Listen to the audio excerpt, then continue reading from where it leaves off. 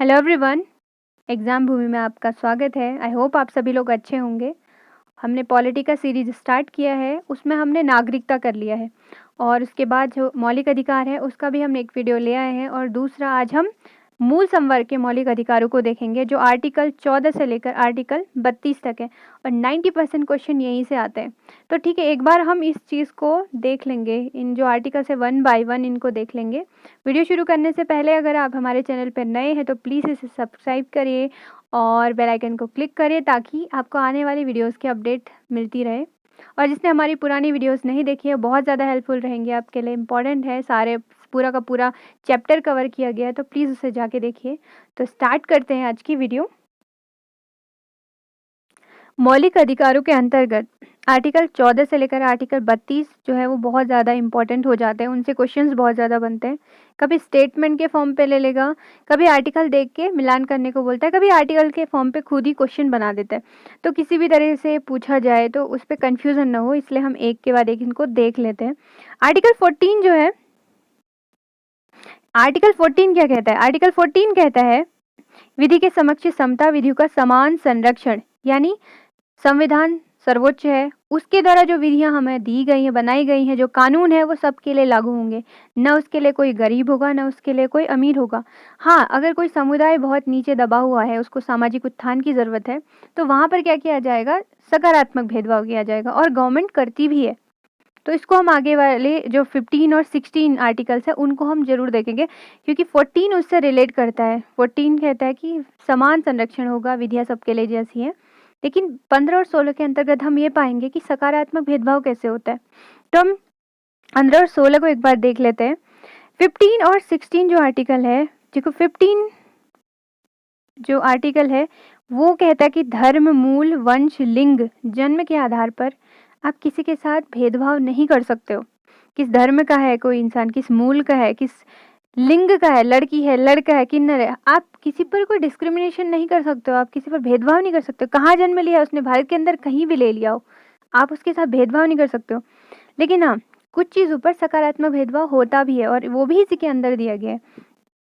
16 के अंतर्गत क्या कहा गया है कि लोक नियोजन के विषय में अवसर की समता, जॉब्स होते हैं जहाँ पर आप इक्वली सबको देखा होगे कि जो भी अपॉर्चुनिटीज आएंगी, जो भी जॉब्स होंगी, लोक नियोजन के मामले में सबको समान अवसर दिए जाएंगे।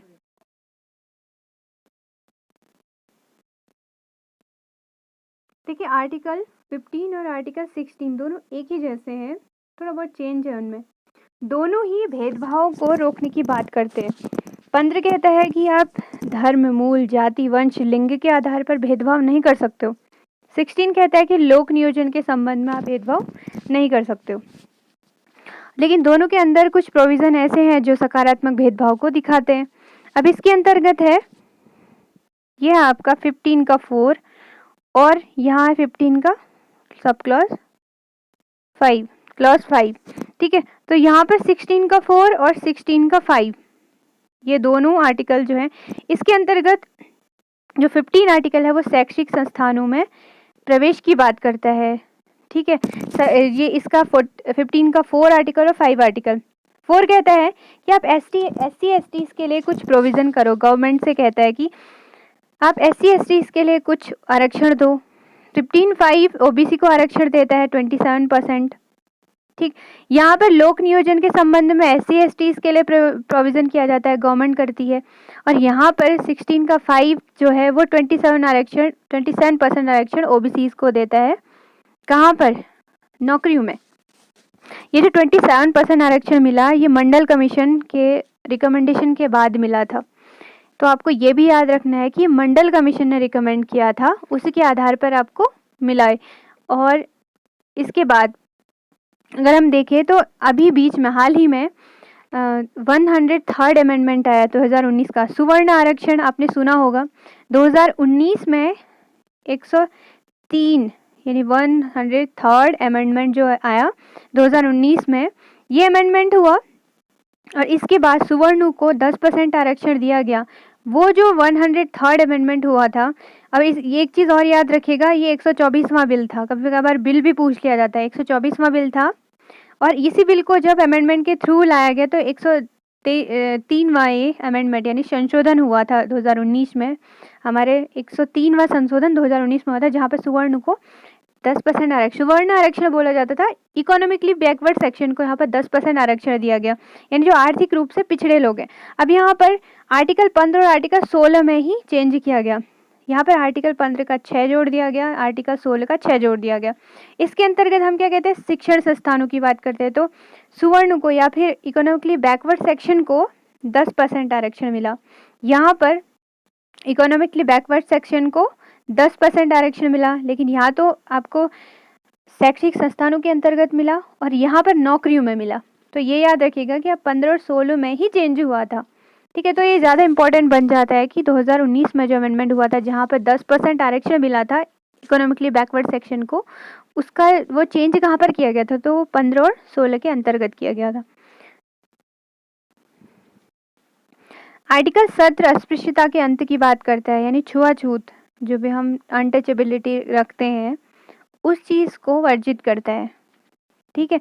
और 10वां जो आर्टिकल है वो कहता है कि कोई भी हमारे देश का नागरिक, जो भी हमारे देश का नागरिक होगा, सेना या विद्या संबंधी सम्मान ही ले सकता है अदर किसी अन्य देशों से, ठीक है। तो सेना के संबंधित कोई उपाधि है या फिर सम्मान है या विद्या संबंधी, उससे अलावा कुछ नहीं ले पाएगा।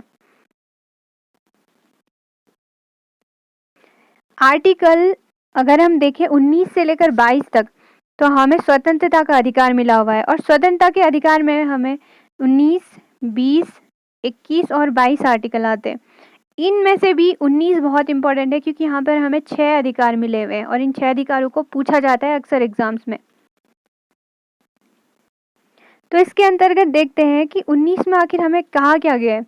देखो 19 का जो फर्स्ट है, 19 का क्लॉज 1 सब क्लॉज ए या भाग 1 उपभाग ए हम जो कहेंगे, ये वाक और अभिव्यक्ति की स्वतंत्रता देता है। आप बोल सकते हो, अपने आप को अभिव्यक्त कर सकते हो, अपने आप को मौन रख सकते हो, जिस तरह से आपको अपने आप को अभिव्यक्त करना है, दर्शाना है, वैसे आप कर सकते हो, ठीक है। आप कोई सम्मेलन कर सकते हो।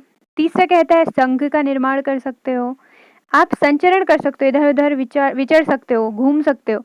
और आपका 5वां जो है ये कहता है कि निवास कर सकते हो, कहीं पर भी आपको रहना है इंडिया के अंदर आप रह सकते हो। और 19 जी जो है वो वृत्ति और रोजगार की बात करता है, आपको जो पसंद है उस रोजगार को अपनाओ। तो ये चीज़ 19 के अंतर्गत हमें 6 अधिकार मिले हुए हैं, जिनका हम बखूबी इस्तेमाल करते हैं। अब आता है आर्टिकल 20 के अंतर्गत आता है कि अपराधों के लिए दोष सिद्धि के संबंध में संरक्षण, यानी आपने जब तक अपराध आपका दोष सिद्ध नहीं हो जाता तब तक आपको संरक्षण देगी अदालत, ठीक है। आपको सजा नहीं मिल सकती है, आप अपने खिलाफ कभी साक्षी नहीं बन सकते हो, जब तक अपराध सिद्ध नहीं होता तब तक दोषी नहीं हो। आप एक ही दोष के लिए 2 बार सजा नहीं पा सकते हो। अगर आप कोई सजा काट रहे हो, उसके लिए कोई नया कानून लागू हो गया है, तो वो कानून आपकी सजा है उस पर लागू नहीं होगा, वो अभी से लागू होगा। वो भूतपूर्व से लागू नहीं होगा, वो अभी से लागू होगा, ठीक है। तो ये भी भूतपूर्वी लक्षणों से लागू नहीं होगा, ये भी कहा जाता है बहुत बार। और इसमें आर्टिकल जो 21 है वो बहुत इंपॉर्टेंट हो जाता है, ये सबसे ज़्यादा इम्पोर्टेंट आर्टिकल है। ये बहुत बार न्यूज़ में रहता है, हमेशा किसी न किसी वजह से न्यूज़ में रहता ही है। और 21 आर्टिकल में बहुत सारे आपको जो अधिकार दिए गए हैं उसके अंदर बहुत सारे अधिकार हैं, उनमें से बहुत कम कुछ पूछे जाते हैं, जिनमें से पहला एक है प्राण व दैहिक स्वतंत्रता का अधिकार। मीन्स मोस्टली इसी को कोट करके पूछा जाता है कि प्राण व दैहिक स्वतंत्रता का अधिकार आखिर किस अनुच्छेद के अंतर्गत हमें मिलता है, तो वह आर्टिकल 21। इसके अंतर्गत प्रारंभिक शिक्षा का अधिकार भी मिलता है। अच्छा, ये किस अमेंडमेंट के थ्रू हुआ था, किस संशोधन के थ्रू हुआ था, आप ये बताइए। और इसके अलावा एक और है निजता का अधिकार। ये इम्पोर्टेंट क्यों हो जाता है, क्योंकि 2017 में जोड़ा गया है। के पुट्टास्वामी एक केस आ गया था सुप्रीम कोर्ट के पास, उस केस की सुनवाई के दौरान सुप्रीम कोर्ट ने निजता के अधिकार को हमारा मूल अधिकार बना दिया, ठीक है। तो 21 के अंतर्गत रख दिया। इसके बाद 22 कह रहा है कि कुछ दशाओं में आपको गिरफ्तारी और निरोध से संरक्षण प्राप्त है, यानी पुलिस आपको गिरफ्तार करेगी तो उसको आपको बताना पड़ेगा कि किस वजह से, उसको उस चीज़ का कारण बताना ही पड़ेगा। और 24 आवर्स के अंदर, 24 घंटे के अंदर आपको मजिस्ट्रेट के सामने पेश करना पड़ेगा। कोई भी आपको 3 महीने से ज़्यादा हिरासत में नहीं रख सकता। अगर रखना होगा तो उसके लिए भी एक कमेटी बनती है। तो कुछ दशाओं में आपको गिरफ्तारी से भी संरक्षण मिलता है और उसे निरोध से भी संरक्षण मिलता है। आप अपने लिए वकील कर सकते हो। वो किसके अंतर्गत आता है? आपको अनुच्छेद 22 इसका हक देता है कि आप अपने लिए वकील कर सकते हो। ठीक है, तो इस तरह की बहुत सारे हमें अधिकार मिले। अब आर्टिकल जो 23 और 24 है वो शोषण के विरुद्ध अधिकार बताते हैं।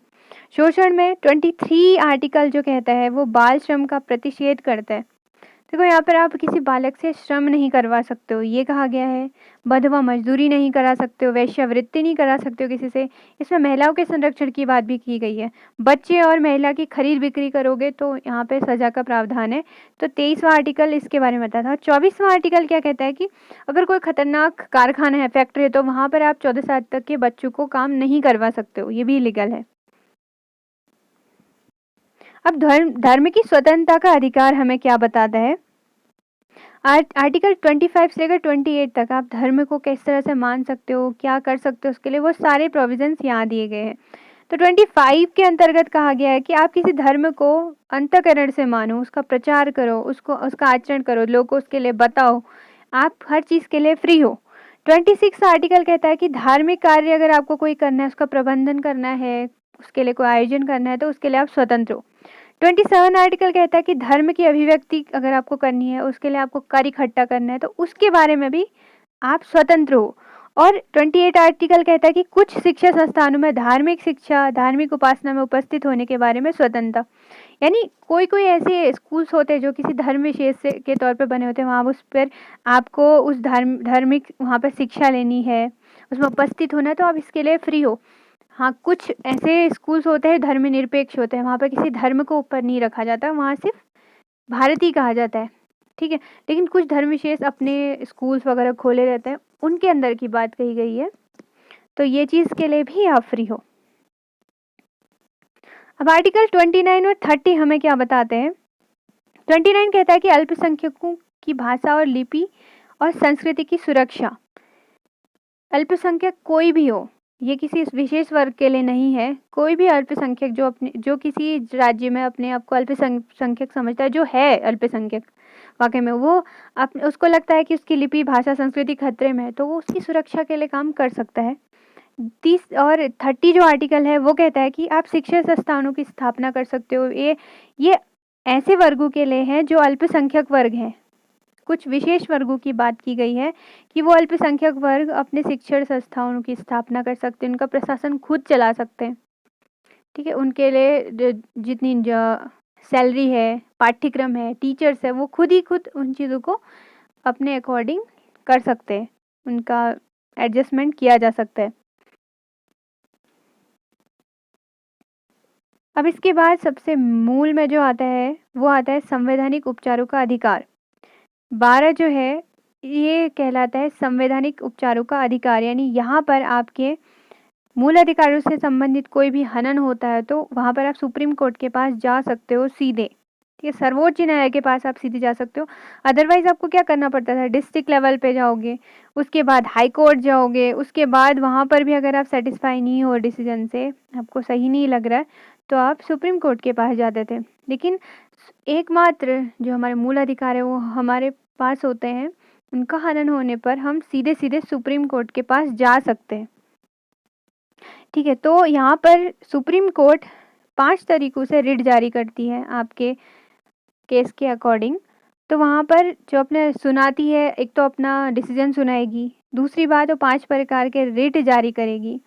अब उन रिट को अभी हर किसी का कुछ न कुछ मतलब होता है। जैसे पंजी प्रत्यक्षीकरण जो है वो किसी व्यक्ति के खिलाफ भी हो सकता है या फिर किसी प्राधिकरण के खिलाफ भी हो सकता है। बंदी प्रत्यक्षीकरण का मतलब है कि बंदी को प्रत्यक्ष लाओ, बंदी को लाओ हमारे सामने, तुमने इसे क्यों जबरन कैद करके रखा है। अगर कोई किसी ने किसी को कैद करके रखा है तो यहाँ पर वो कह सकती है। परमादेश कब होता है? जब न्यायालय के निर्देशों का पालन नहीं किया जा सकता तो परम आदेश देती है। प्रतिषेध का मतलब होता है अधीनस्थ न्यायालय को बोलेगी कि आप अपने अधिकार क्षेत्र से बाहर जा रहे हो, या किसी प्राधिकरण को बोलेगी प्रतिषेध करो, आप अपने अधिकार क्षेत्र से बाहर जा रहे हो। उत्प्रेषण का मतलब क्या होता है कि जब कोई न्यायालय के अंदर लंबित मामले हैं तो उनको अपने पास वो करने के लिए, बुलाने के लिए, ठीक है, उनको अपने पास लाने के लिए, अपने पास उन मामलों को लाने के लिए उत्प्रेषण का उपयोग करती है। अधिकार परीक्षा पूछती है कि किस अधिकार से आपने काम किया, आपकी तो अथॉरिटी यहाँ तक है ही नहीं, तो आपने किस अधिकार से काम किया, तो इस तरीके के वो रिट जारी करती है। अब ये तो था 14 से लेकर 32 आर्टिकल मूल संवर्ग के अधिकार, ठीक है। अब हम देखते हैं जो बाकी के हमारे आर्टिकल छूटे उन्हें देखते हैं। हालांकि वो क्वेश्चंस पे हमने कवर कर लिए, फिर भी हम उनको देख ले रहे एक बार। देखो आर्टिकल जो 12 था, 12 आर्टिकल राज्य की परिभाषा बताता है कि हम जिस जगह पर अपने मूल अधिकारों की बात करें वो आखिर कहाँ कहाँ उनको लागू किया जाए, कौन कौन से, तो सबको मिला के एक राज्य बोल दिया गया। अब राज्य के अंतर्गत सेंट्रल अथॉरिटी आती है, सरकार, ठीक है, संसद आती है, संसद।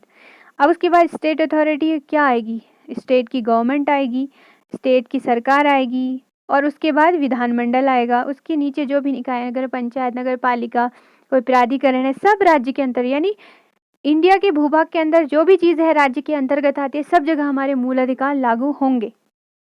और उसके बाद 13 आर्टिकल क्या कहता है, अब सिर्फ इतना याद रखिए, ये विधि के बारे में बताता है कि विधियाँ क्या होती हैं, विधि का अल्पीकरण कैसे होता है, विधि का मान्यीकरण कैसे होता है, विधियाँ किस किस प्रकार की होती हैं। अब ये चीज़ तो कॉमन सेंस की बात वाली कि विधियाँ क्या होती हैं। विधि यानी कानून, कानून कौन लागू करता है, संसद, संसद करती है पूरे देश के लिए, राज्य के लिए विधानमंडल करती है, ठीक है। यहाँ पर क्या होता है कि कोई भी विधि हो वो प्रस्ताव, जैसे कोई भी विधि हो वहाँ पर बहुमत से मत किया जाता है, संशोधन होता है, किसी प्रकार से बिल को पास किया जाता है, और वो जब पास होके लोकसभा में जाएगा, राज्यसभा में जाएगा, राष्ट्रपति के उसमें साइन होंगे, उसके बाद वो चीज़ लागू हो जाएगी और वो विधि मान्य होती है, वो विधि स्थायी होती है, वो उसका ह्रास नहीं होता है। इसी तरह से विधानमंडल में भी होता है, उसके निचले सदन, ऊपरी सदन पर दोनों जगह पास होगी, उसके बाद गवर्नर के पास जाती है, ठीक है। गवर्नर चाहे तो राष्ट्रपति को भेजेगा, ठीक है, गवर्नर राष्ट्रपति को भेज सकता है। फिर उसके बाद ये चीज़ें लागू होंगी, तो जब संसद विधि बनाएगी, विधानमंडल बनाएगी, ठीक है, तो यहाँ पर विधियाँ स्थायी हो जाएंगी। लेकिन विधि ये भी है, और विधि क्या है दूसरी तरीके से भी है। अगर राष्ट्रपति अध्यादेश देता है तो तब भी तो कोई कानून बनते हैं, सिमिलरली गवर्नर अगर देता तो भी कानून बनते। तो क्या गवर्नर, जैसे राष्ट्रपति ने अध्यादेश दे दिया, तो ऐसी विधियाँ स्थायी नहीं कहलाती, वो अस्थायी होती है जब तक उनको संसद पास नहीं करेगी।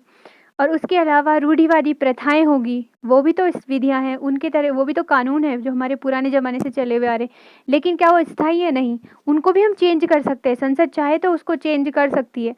कोई प्राधिकरण उसने आदेश दे दिया तो क्या वो स्थायी है, नहीं, वो अस्थायी विधि है। तो ये सारी क्या है, जहाँ से कानून लागू हो रहा है वो सब विधियाँ हैं, कुछ स्थायी हैं तो कुछ अस्थायी हैं। तो 12 और 13 हमें राज्य के बारे में बताता है, 13 हमें विधियों के बारे में बताता है, तो आप इतना याद रखिए। अब इसमें एक आर्टिकल था, आर्टिकल 31, जो अब हमारे मूल अधिकारों में नहीं रहा, आर्टिकल 31, ठीक है। आर्टिकल 31 हमें मेनली जो संविधान ने दिया था, वो संपत्ति का अधिकार दिया था। लेकिन क्या है कि गवर्नमेंट जब लोक कल्याणकारी कार्य करती है तो उसे संपत्ति की, उसे ज़मीन की ज़रूरत पड़ती है, तो ऐसे मामलों में विवाद बनने लगे। जैसे विवाद बनने लगे, लोगों ने अपनी ज़मीन देना बंद कर दिया या फिर विरोध किया, धरने पर बैठ गए, सुप्रीम कोर्ट में चले गए, तो मामले ऐसे लंबित होते रहते हैं और गवर्नमेंट अपना काम नहीं कर पाई। तो इस चीज़ को सही करने के लिए कि चलो हम लोक कल्याणकारी कार्य कर रहे हैं, उस समय हम संपत्ति का जो अधिकार है उसको नहीं मानेंगे, उसको यहाँ से हटाना पड़ेगा। तो उसके लिए उन्होंने 44th अमेंडमेंट आया, 44वां संशोधन आया, हालांकि हम क्वेश्चन में कर चुके हैं। 1978 में 44वां संशोधन जब आया तो उसके अंतर्गत इस संपत्ति के अधिकार को यहाँ से हटा दिया गया और इसे 12वें भाग में रख दिया गया। 12वें भाग के अंतर्गत 300 को आर्टिकल जो है उसके अंतर्गत इसको रख दिया गया, ठीक है। ये था 31 आर्टिकल। अब 32 हमने देख लिया है, 33 आर्टिकल देखते हैं, 34 देखते हैं और 35, ये 3 आर्टिकल बचे हुए हैं। देखो 33 क्या होता है, सैनिक, अर्धसैनिक बल, खुफिया एजेंसी या फिर कोई अदर एजेंसी होगी जो सेना से रिलेट करती है, तो उनके अधिकारों को संसद सीमित कर सकती है, पूरी तरह से नहीं मिटाएगी लेकिन सीमित कर देगी। ये हमने पहले भी डिस्कशन कर चुके हैं हम। ये होते हैं जब मूल अधिकारों पर हमें रोक लगानी हो। 34 आर्टिकल भी यही कहता है, कहीं पर कोर्ट मार्शल लागू हो तो वहाँ पर आपके अधिकार सारे के सारे, वहाँ पर आपके सारे नहीं, कुछ अधिकार आपके छीन लिए जाएंगे। ठीक है। 35 आर्टिकल संसद को शक्ति देता है कि वो हमारे मूल अधिकारों को का प्रत्यायन करे, उनको लागू करे, उनको उनमें चेंजेस करने हैं या फिर जो भी उनमें बढ़ाना है, तो वो 35 आर्टिकल के अंतर्गत आता है। तो हमारे आर्टिकल्स हो गए कंप्लीट। आई होप आपको समझ आया होगा। ठीक है, तो अब हम करेंगे प्रीवियस ईयर क्वेश्चंस। अगले जो वीडियो होगा वो क्वेश्चंस का होगा, क्वेश्चन की सीरीज, जो कि पुराने जितने पेपर्स में क्वेश्चन आए उनको हम देखेंगे और आप इनको देख लीजिएगा। ये सारे आर्टिकल्स बहुत ज़्यादा इंपॉर्टेंट है। आई होप आपको हमारी वीडियो पसंद आई होगी। अगर पसंद है तो प्लीज़ इसे लाइक करें और शेयर कर दीजिए और चैनल को सब्सक्राइब कर लीजिए, बेल आइकन को क्लिक कर लीजिए ताकि आने वाली जो वीडियोज़ हैं उनकी अपडेट आपको मिलती रहे। तो तब तक के लिए, जब तक हम नई वीडियो के साथ मिलते हैं, तब तक के लिए अपना ध्यान रखिए। Take care.